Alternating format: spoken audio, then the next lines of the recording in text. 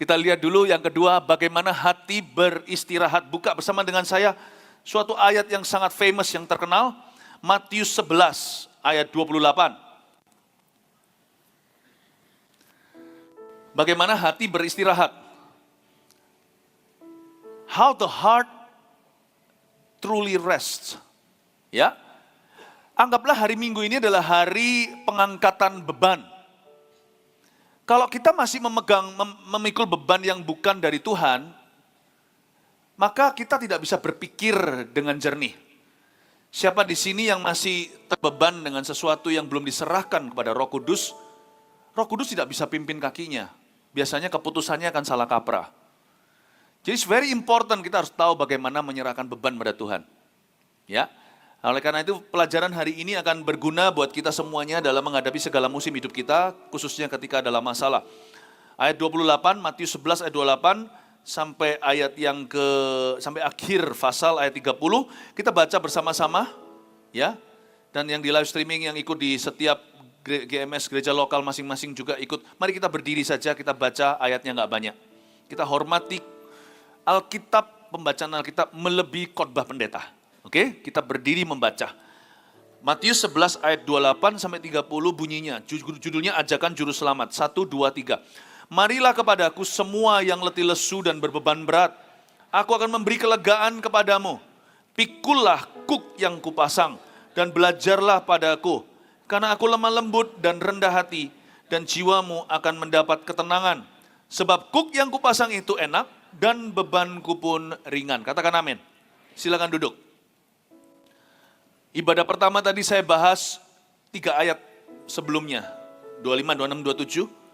Saya ceritakan konteksnya Yesus mengajarkan ini atau mengajak orang yang letih lesu.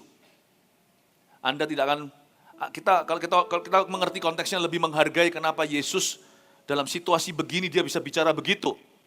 Tuhan Yesus itu luar biasa, luar biasa. Dia mengajarkan kepada kita, dia sendiri mempraktekannya. Terima kasih dalam segala perkara. Ya, di ayat sebelumnya ditulis, aku bersyukur kepadamu, ya Bapa, ya Tuhan langit dan bumi. Tapi sekarang kita langsung kepada the saying, atau ucapannya.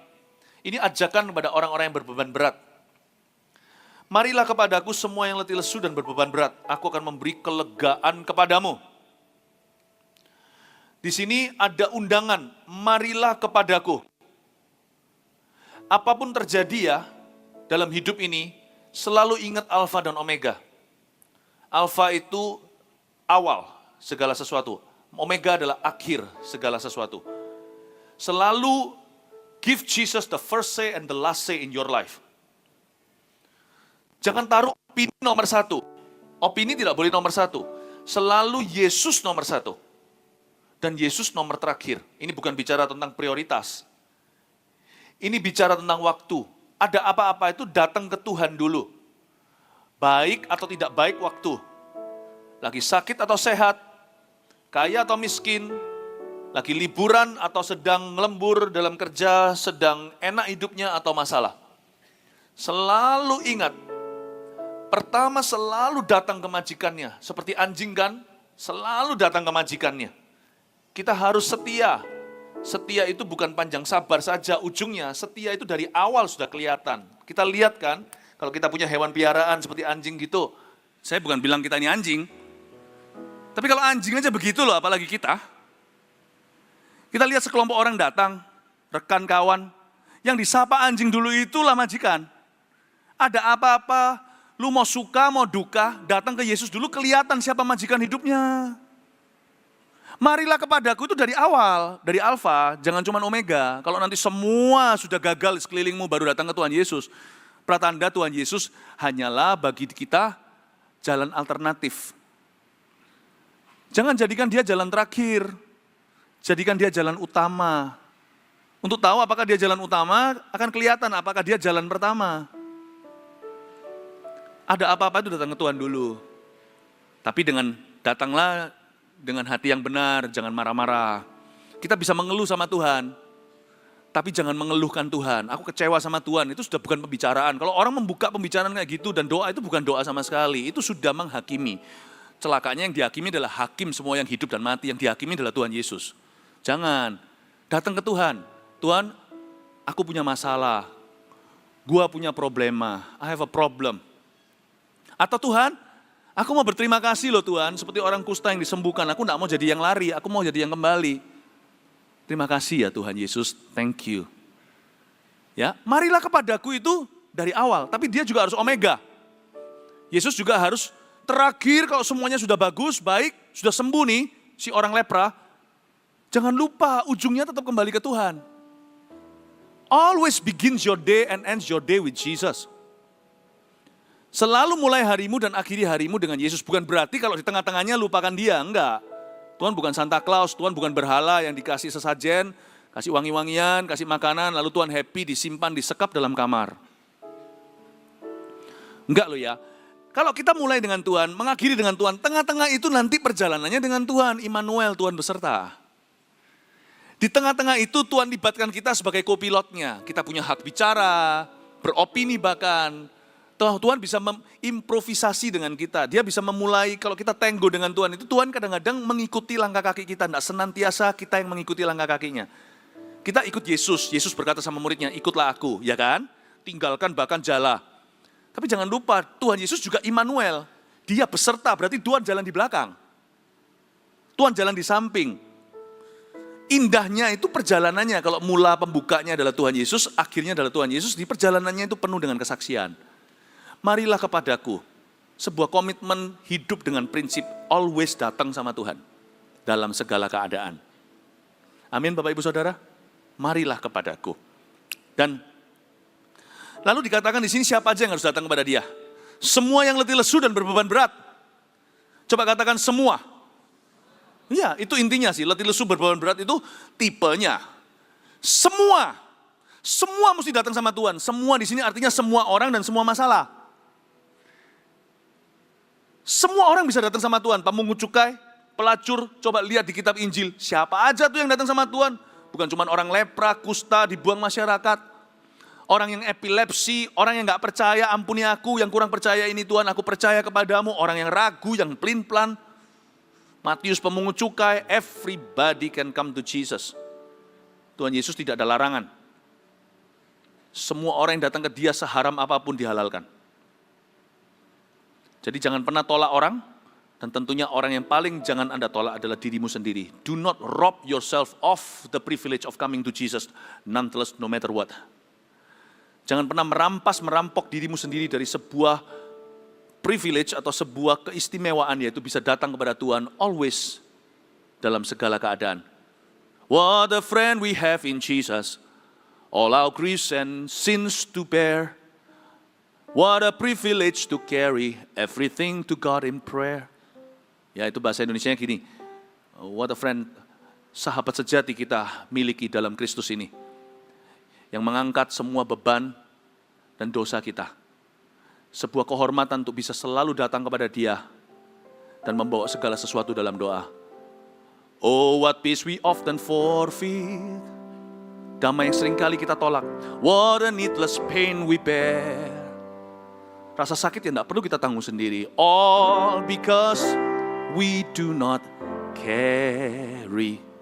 Itu semua karena kita tidak mau bawa kepada Tuhan. Everything to God in prayer. Segala sesuatu, segala perkara kepada dia langsung dalam doa. What a friend we have in Jesus. All our sins and griefs to bear. What a privilege to carry everything to God in prayer. Oh, what peace we often forfeit. Woe, what needless pain we bear. All because we do not carry everything to God in prayer. Ini kalau ditulisin lama-lama jadi oldies. Jadi saya harus lanjut khotbah nih. Bapak Ibu Saudara, Anda tidak harus pikul sendiri. Semua orang boleh datang, katakan semua orang boleh datang. Enggak cuma semua orang boleh datang, marilah kepadaku semua. Artinya semua masalah kalau sama Tuhan datang itu jangan pilih-pilih problema, everything. Anda bisa datang dengan dosa loh. Aku dosa Tuhan. Datang ke Tuhan. Anda bisa datang dengan kecenderungan yang salah. LGBT pun. Lebih baik datang kepada Tuhan daripada ke dunia, lalu dunia akan menipumu. Memberi teori mereka yang tidak teruji. Tuhan yang menciptakanmu, tahu onderdilmu. Dia akan menceritakan kepadamu sesungguhnya seperti apa struggle-mu. Yang penting dia akan memberitahu siapa dirimu. Supaya Anda mengerti apa yang Anda hadapi. Anda tidak bingung antara siapa Anda dan apa Anda. Saya ada kecenderungan mencuri. Tapi Tuhan tidak pernah memanggil saya pencuri. Tuhan berkata, kamu anakku, kamu tidak harus mencuri lagi. Nah itu, jadi clear kan, jadi jelas. Tapi dunia berkata, memang kamu lahir sebagai pencuri. When you come to Jesus, everything becomes clear. Nanti saya jelaskan kenapa, why we don't come to Jesus. Why our hearts can never find rest. Kenapa kita tidak pernah mau datang pada Tuhan, atau kadang-kadang kita gagal untuk datang ke tahtanya. Saya akan jelaskan trik-trik hati kita. Mengapa kita tidak datang. Dan karena kita tidak datang, hati kita tidak pernah sungguh-sungguh menemukan damai sejahtera alias istirahat yang Tuhan janjikan. Come to me all. Not all people, but all problems as well. Bukan cuma semua orang, tapi semua masalah, semua problema. You can come to me. When you're rich, you can come to me when you're poor.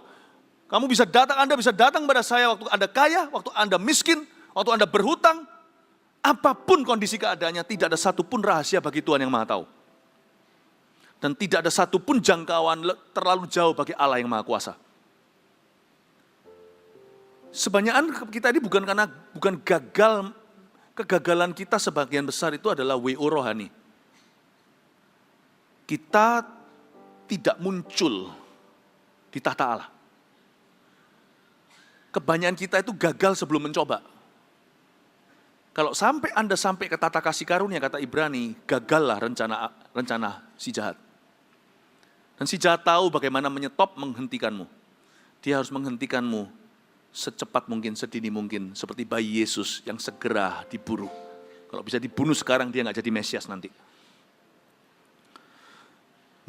Kalau Anda selidiki kebanyakan kegagalan dalam kehidupan kita, is the failure to approach the throne. Bukan the failure to live a holy life. Itu akibatnya kita jadi gagal dalam kekudusan. Karena kita gagal dulu menghampiri tata. Ku hampiri kau di tatamu, oh Tuhan. Kita gagal menghampiri ke sana. Sedangkan Tuhan berkata, bawa semua masalah, semua yang letih lesu dan berbeban berat. Bahkan ada dua kategorinya, letih lesu dan berbeban berat. Kata letih lesu di sini adalah tired. Aduh tired lah, kata orang Singapura. I'm tired lah, capek lah. Kalau tired lah itu so manusia. Tidak semua problema itu berhubungan dengan alam roh. Sometimes just very human to have that problem. Kadang-kadang sangat manusiawi untuk punya problema itu. Tidak semua amarah itu disulut api neraka.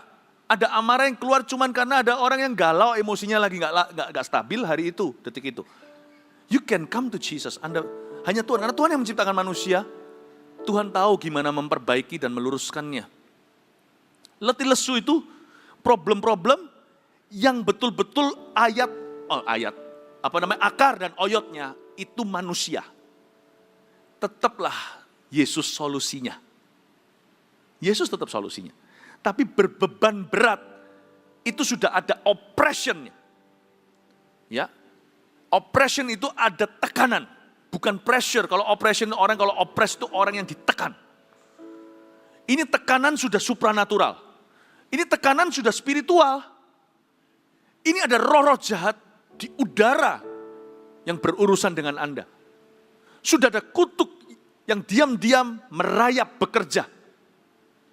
Ya, ini sudah ada penghulu-penghulu dunia yang gelap dan pemerintah-pemerintah di udara. Itu pun Tuhan berkata, datang kepada aku punya solusinya. Come to me. Bapak Ibu Saudara, ada dua macam problema. Ada problema yang spiritual. Ada problema yang sangat-sangat manusiawi. Sangat manusia. Tuhan berkata, aku yang punya kunci. Aku yang punya solusi. Come to me. Datang ke Tuhan itu nggak pernah gagal kok. Datang pada Tuhan nggak pernah sia-sia. Karena setiap kali datang, kita pasti ditambah hikmat kita. Nggak ada orang datang pulang itu tangkinya nggak penuh. Kalau sampai tangkimu nggak penuh datang ke Tuhan, itu pasti ada kebocoran, itu pasti ada dosa yang disimpan. Kalau Anda apa adanya tulus datang pada Kristus, pulang itu pasti dilengkapi sama Tuhan. Anda keluar dari saat teduh, ruang doa Anda keluar dari gereja, Anda pasti ditambahkan sesuatu. Wong Tuhan itu tambah-tambahan bukan kurang-kurangan, kok cari dulu kerajaan sorga dan kebenarannya, maka ditambahkan, segala sesuatu ditambahkan, tidak dikurangi. Datang ke Yesus itu only nilai, hanya ada nilai plus. Tidak ada nilai minusnya. Nah sekarang saya coba jelaskan, mengapa kita tidak datang. Ada 3 alasan mengapa manusia tidak datang pada Tuhan ketika mengalami problema. Pokoknya gini ya, kalau kita ngalami apapun juga pergumulannya, tidak ada besar atau kecil. Jangan gini loh, gini-gini kok ngerepoti Tuhan, aku tidak mau datang ke Tuhan Nanti kalau sudah besar nggak apa-apa gitu ngerepoti dia, jangan. Jangan pernah lihat problemamu besar atau kecil. Selalu pandang Allah yang besar, maka segala sesuatu yang Anda alami ada solusinya pada Tuhan. Selalu ada solusi pada firman Tuhan. Selalu ada solusi di dalam doa, sebab doa itu 2 arah. Apa yang Anda katakan, pasti ada respon dari Tuhan. Cuma tidak seperti yang kita bayangkan kadang-kadang, hati-hati dengan ekspektasi. Manusia itu punya harapan. Dan kadang-kadang harapan itu perlu sama Tuhan dipangkas sehingga harapan itu tepat. Nah kalau Tuhan lagi pangkas harapan, jangan hilang harapan, jangan putus asa, jangan putus pengharapan. Ada prosesnya. Manusia mengharapkan Tuhan harus menjawab doa hanya dengan cara yang dia kehendaki. Tapi ternyata Tuhan menjawab dengan caranya yang berbeda, manusia kecewa. Jangan begitu, kalau berharap sama Tuhan itu totalitas. Kalau mau bawa problema sama Tuhan itu jangan pilih-pilih. Jangan pilih problema. Datang pada Tuhan dengan segala pergumulan Anda. Besar, kecil, jangan nunggu besar. Besar, jangan nunggu kecil. Nanti kalau saya sudah selesai semua masalah saya melayani Tuhan.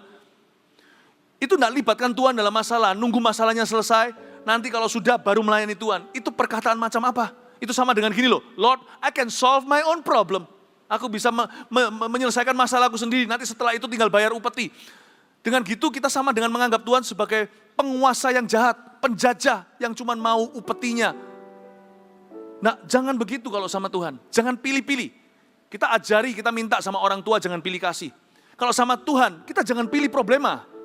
Datang sama Tuhan, semua dalam segala perkara. Come to Him. Cari Dia dalam segala musim hidupmu. Jangan pilih-pilih. Nah, mengapa manusia tidak datang kepada Tuhan? Saya temukan ada 3 alasan. Dan alasan ini pun saya temukan kadang-kadang di dalam daging saya sendiri. Yang satu namanya kedagingan. Tulis itu. Kenapa orang tidak datang pada Tuhan? Kedagingan. Kedagingan definisinya ini. Karena merasa mampu solve masalah ini sendiri tanpa Tuhan. Kenapa harus datang ke Tuhan? Aku bisa. Percaya nggak saya harus ngomong dengan fair-fairan? Kalau saya bilang Yohanes 15 itu nggak bisa diterjemahkan secara harafiah dengan akal budi yang tidak diperbaharui. Bisa jadi perdebatan, karena ada ayat berkata gini, Yesus kan mengajarnya seolah-olah ekstrim. Di luar aku kamu nggak bisa berbuat apa-apa. Siapa bilang? Kalau akal budi kita nggak diperbaharui, kita keluar dari konteksnya, kita nggak lihat kehidupan sebagai satu paket utuh, kita bisa berkata, tanpa Tuhan aku tetap bisa kok, kalau aku jenius, pinter matematika, tanpa Tuhan aku tetap juara olimpik matematika. Aku tidak pernah baca Alkitab, tidak pernah doa, tidak pernah melayani Tuhan. Beberapa orang berkata, tanpa Tuhan aku bisa kaya kok. Buktinya tuh orang-orang Kristen lihat itu semuanya itu loh. Nggak punya apa-apa, nih gua. Berkat materi bukanlah tolak ukur yang paling bijaksana. Ada orang berkata, tanpa Tuhan, ngapain Tuhan? Kamu ada apa-apa cari siapa? Cari aku kan, cari gua kan. Gua yang punya semua koneksi kan. Ada orang-orang yang angkuh. Demikianlah pencemooh-pencemooh di akhir zaman. Do not forget jangan lupa. Ada beberapa problema memang tanpa Tuhan bisa. Yohanes 15 tidak boleh diterjemahkan dengan bodoh secara harafiah. Yesus berkata, di luar aku kamu tidak akan berbuah. Kamu hanya melekat pada pokok anggurnya. Punya hubungan yang pribadi dan intim dengan Tuhan Yesus, baru kamu akan berbuah lebat. Yang dimaksud buah di situ tidak tentu hoki materi. Tidak tentu, orang tidak usah doa juga bisa sehat. Ada juga orang doa tetap sakit. Tapi kalau 3 hal ini tanpa Tuhan tidak mungkin bisa. Love, joy, and peace, you don't have this. Kasih, sukacita, damai sejahtera, ke gunung cari, ke lembah curam, Anda tidak akan menemukannya. Dan juga beberapa problema secara kedagingan bisa diselesaikan. Kemampuan manusia tanpa Tuhan maksudnya, itulah kedagingan. Bisa sih, tapi saya yakin ujung hidup orang itu tidak ada Tuhan tetap akan binasa. Buat apa seseorang memperoleh seluruh dunia, harta kekayaan segala, tapi dia kehilangan nyawanya. Saya yakin tanpa Tuhan manusia tidak akan pernah bisa punya arah hidup yang kekal. Dia bisa berhasil di hidup ini tanpa Tuhan. Beberapa membanggakan pesugihan, tanpa Tuhan aku juga bisa kaya. Saya ngerti. Beberapa orang mengandalkan hikmat manusia, pinter sekolah, koneksinya apa. Saya ngerti bisa. Tapi hidupmu 100% guarantee tidak akan memuliakan Tuhan. Hidupmu tidak akan dekat dengan kekekalan. Kerajaan sorga sudah dekat, tidak akan pernah jadi realita dalam hidup Anda. Yang pasti arah hidupmu pasti salah. Tanpa Tuhan, you punya arah hidup pasti salah. Simpel aja. Dan hati ini pasti merana. Seperti donat ada lubang di tengah. You will never really truly be happy on the inside. You will never be fulfilled on the inside. Tidak akan pernah ada kepuasan batin, itu akan minus dalam hidupmu. And your heart will never truly rest in peace. Rest in true peace. Hatimu tidak akan pernah menemukan istirahat. Tidak akan pernah. Jadi please understand kenapa ada orang-orang yang tidak datang ke Tuhan dalam hidup ini, dalam suka dan duka. Karena dia merasa tanpa Tuhan fine-fine saja. Saya ingatkan, arah hidupmu pasti jauh dari kekekalan. I guarantee, tanpa Tuhan Yesus, Anda tidak akan menemukan kebenaran. Yang kedua, keraguan. Kenapa kita tidak datang sama Tuhan? Kita ragu. Ragu kita gini loh, biasanya keraguan kita itu tertuduh, yang paling common, paling umum adalah kita tertuduh iman kita ini kurang gede. Iman kita tidak mumpuni, tidak cukup. Aku loh mau datang ke Tuhan, tapi iman aku tidak beriman, aku tidak punya iman, aku ini kurang iman. Apa bisa, apa Tuhan akan dengar ya? Jadi banyak orang itu WO karena takut, karena ragu kalau Tuhan akan kabulkan. Biasanya kelihatannya rohani dan rendah hati. Tapi yang penting kan produk akhirnya kan dia tidak datang ke Tuhan. Nggak peduli serohani apapun, serendah hati apapun kedengarannya, aku ini kan kurang iman. Tapi ujung-ujungnya faktanya berbunyi, dia nggak datang ke Tuhan. Jangan pakai alasan kurang iman lalu nggak datang ke Tuhan. Jangan biarkan keraguan menghalangimu untuk mengalami Tuhan, kemuliaannya, pertolongannya, janjinya. Jangan sampai karena kebimbanganmu, jangan biarkan keraguanmu menghalangi Anda untuk mengalami petualangan dan pengalaman hidup dengan Tuhan. Keraguan. I don't think God will hear me. My faith is too small. Padahal Tuhan bilang apa? Marilah kepadaku semua itu termasuk yang ragu. Saya mending ragu sebagai perasaan tapi kaki tetap melaku. Ngerti maksud saya? Daripada orang yang mencoba nunggu-nunggu sampai perasaannya mantap gitu. Kalau perlu sampai mantul, mantap betul. Saya nggak ngerti gitu-gitu loh. Saya itu sampai tahu mantul itu apa sih? Ya mantul kok, mantul. Apa maksudnya? Apakah sini saya tambah tinggi, tambah banyak kelihatan batok kepalanya? Apa mulai licin nih kulitnya? Mantul, mantap betul. Anda nggak usah nunggu sampai mantul nih sini mantap betul baru datang ke Tuhan Yesus. Tuhan bilang semua itu termasuk yang bobrok imannya, termasuk yang kurang itu loh imannya, termasuk yang defisit. Saya mendingan jadi orang yang ininya ragu tapi tetap melaku, kakinya tetap jalan dan ke arah Kristus. Dan berkata, Lord help me. I'm sorry I'm not believing, help me believe. Kayak ada satu orang di Injil yang berkata, Tuhan ampuni aku kurang percaya, bantu aku percaya. Dan Tuhan berkata, kalau kamu percaya kamu akan lihat kemuliaan Allah. Lalu dia berkata, ampuni aku kurang percaya, aku diragu, kurang percaya, bantu aku untuk percaya. Ujungnya ngalami mujizat juga. Daripada orang yang merasa percaya tidak pernah berbuat, tidak pernah menghampiri Tuhan. Iman itu bukan perasaan. Saya beritahu satu yang simple aja, faith is not feeling. Coret itu dari kamusmu, faith nothing to do with the feeling of faith. Nggak berarti kalau hatimu rasa beriman berarti Anda beriman. Iman itu kelakuan tanpa perbuatan mati. Melaku orang kan tahu imanmu. Just come to Jesus, jangan ragu. Keraguan ini juga bahaya loh, karena keraguan ini menghakimi Allah. Loh, Tuhan itu loh belum ngomong apa-apa. Mau diajak ngomong aja belum, sudah bilang gak mungkin Tuhan kabulkan. Itu kan menghakimi. Pernah gak ketemu orang gini? Saya sebagai pendeta berapa kali? Saya jadi salah tingkah loh. Saya salah tingkah.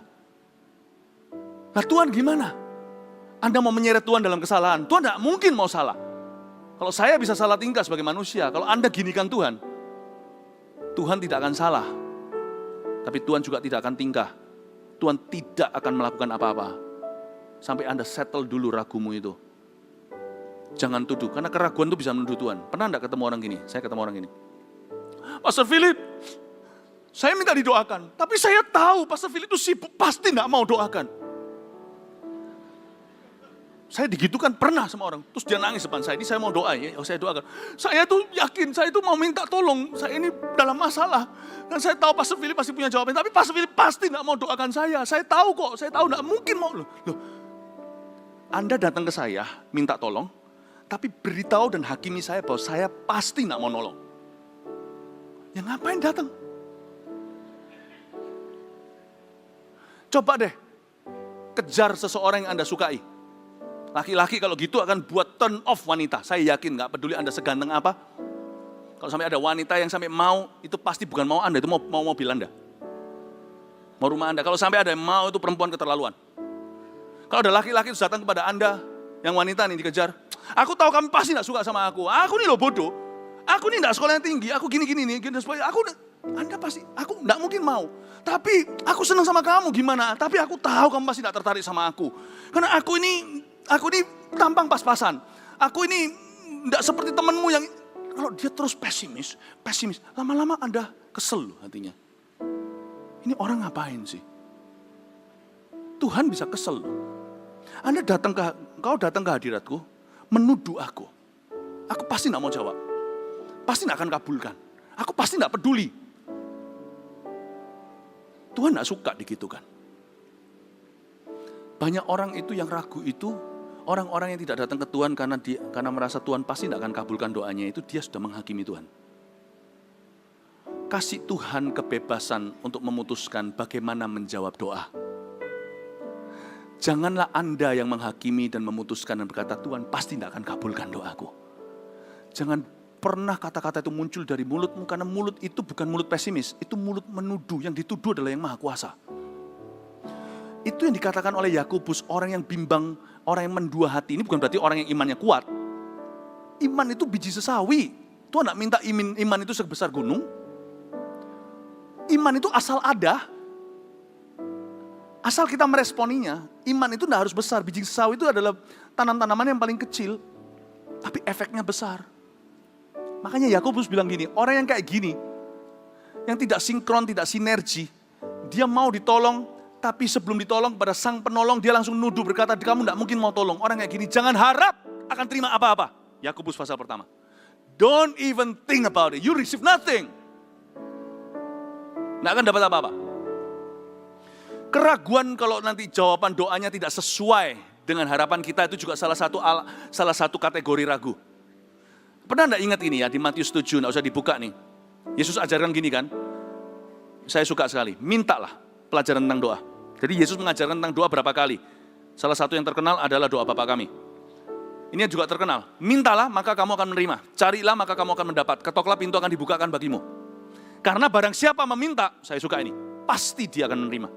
Nah pertanyaannya, nerima apa? Nanti di ayat berikutnya dijelaskan. Barang siapa mencari pasti mendapat. Nah dapat apa? Nah itu nanti dijelaskan.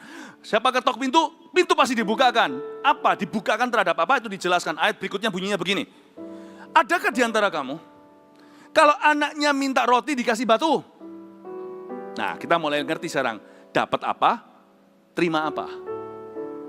Tuhan janji, Tuhan akan kasih apa yang baik menurut pemandangannya. Menurut pandangannya, menurut pandangan Tuhan.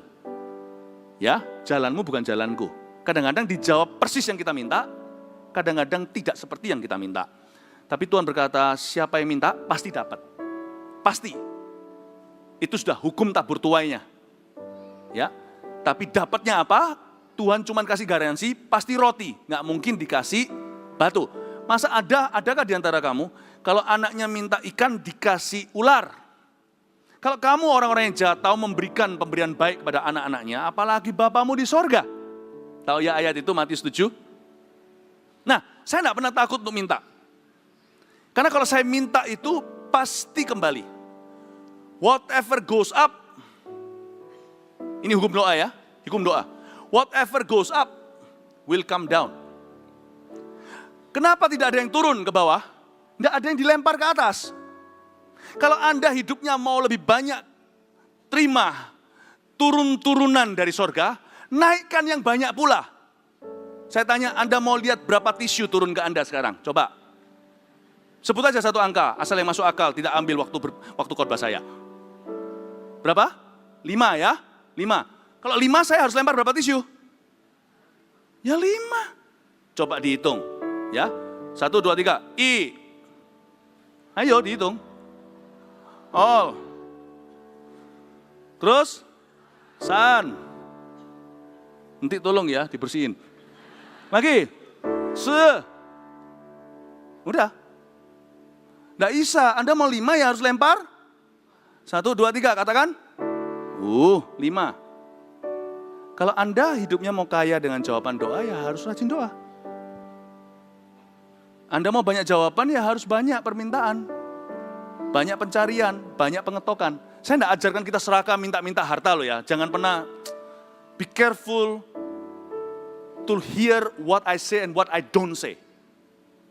Orang paling suka nih kalau sudah nanti masuk ke media luas, lalu membengkokkan pengajaran di luar konteks. I'm not saying kita semuanya serakah minta sama Tuhan, begitu bukan.